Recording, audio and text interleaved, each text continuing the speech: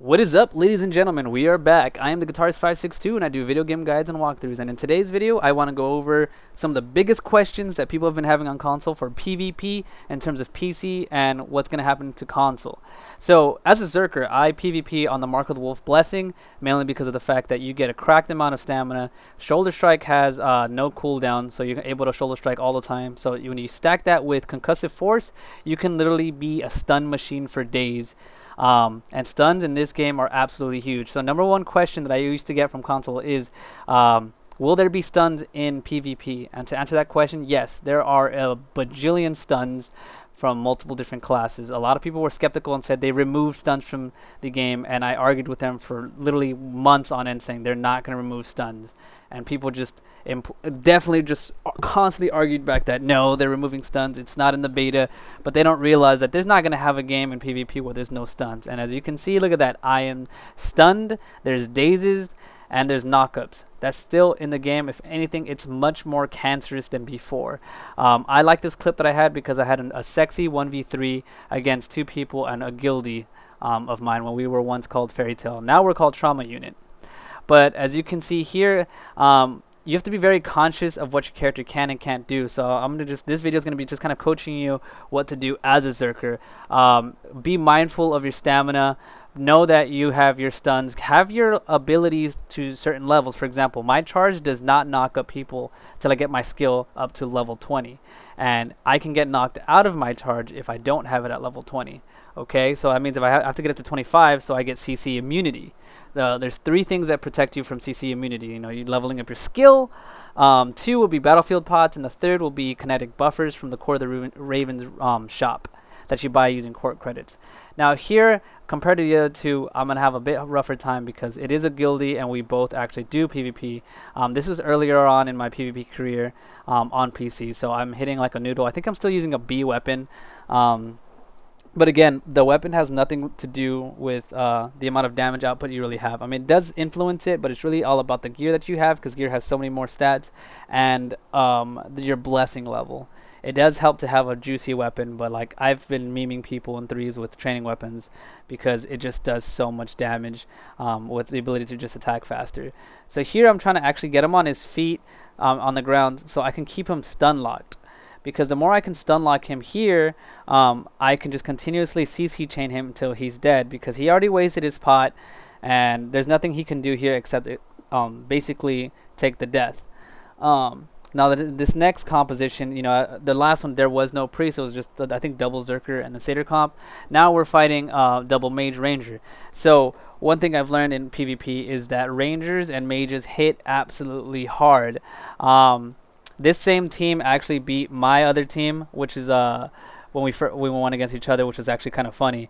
But I went for like Youth and Ling because I know for a fact that these two guys hit. They can basically obliterate you if you're not paying attention or if you have low health. And that's another thing too. Like when you start doing threes, you start noticing who actually has PvP gear and who doesn't, because you don't want to waste your time going over after somebody that doesn't have gear because they're just gonna tickle you. Like you saw in the previous clips, some of the people that were hitting me just weren't doing enough damage. Now, well, the cool thing about Rangers is that they have a double erupting arrow, and that's actually really crucial in keeping people knocked up. But other than that, I think that's the only knockup that they get from what I know. Mages get this thing called Arcane Lightning, and once they get it, I think to like 10 or 15, they can actually stun people, and the more you upgrade it, the longer the stun. I don't know if you see Youth right there, but he's glowing red because he's actually using a kinetic buffer. The kinetic buffer protects you from all CC immunity, and the other way he avoided my shoulder strike stun is because he also used a battlefield pot. Now, another cool thing that mages do is they actually slow you down when they frost shield. So there's actually benefits to people engaging you in PvP as a mage when you're trying to just kind of like buy yourself time to use your battlefield pods. Because had it been anybody else that wasn't a Zerker, that'd be bad news because they would be slowed and he could just kind of clean them up. This is another team. This is a not as sweaty team. So the first two teams were basically like gonna last a little bit longer, but like this one, as you can see, they're just getting mowed down. killed practically instantly, and they're basically going to say stuff like, oh well, PvP in this game sucks because you're getting one shot, and that's just not true. You just got to have more health in your build along with PvP defense. Now another thing too is that priests are actually so OP in this game that you need to have it in your team comp. I would say the best team comp in my opinion is a priest, possibly a satyr, and a zerk. Mainly because of the fact with all the abilities to CC chain and be protected with the shields. As you can see, I am struggling to knock people up. I'm struggling to actually stun people because of the fact that priests get shields very quickly, and it's a 3-stack shield every single time. I'm trying to keep the ranger off the rest of the team right here because of the fact that I don't want him to knock someone down and then just obliterate them with a lightning arrow. Here I finally got the stun off, and then it's a wrap at this point because I know I'm going to kill him here. The next, basically for me, the focus is Bam, mainly because of the fact that they are a priest. Normally I would focus on the priest, but some priests, especially on Marco Wolf's Blessing, which is the #1 thing, like, you know, priests usually run Wolf in 3s as well because of the health bonus. Satyrs usually run Crescent Moon as well because of the health bonus. Like, they get a free 8,000 extra health once they max their Blessing. And that's what's kind of like dangerous. So I don't want to keep them up any longer because of the fact that if I do, they can heal through courts, which is still an exploit in the game. They still haven't fixed or patched, which I really dislike about it. But what I mean by that is if they pop Court of the Ravens, they can actually heal through the court, and other people can't. Priests are the only class that can actually do that. Here's a prime example of a Zerker that knows what he's doing as well on PC, which is Tokes and Ray. Probably one of the best mages I've ever fought in 3s because of the fact that if you missed, I mean, you got to actually eliminate the threat as quickly as possible, because if you don't, she will literally just delete you. So they did a really good job.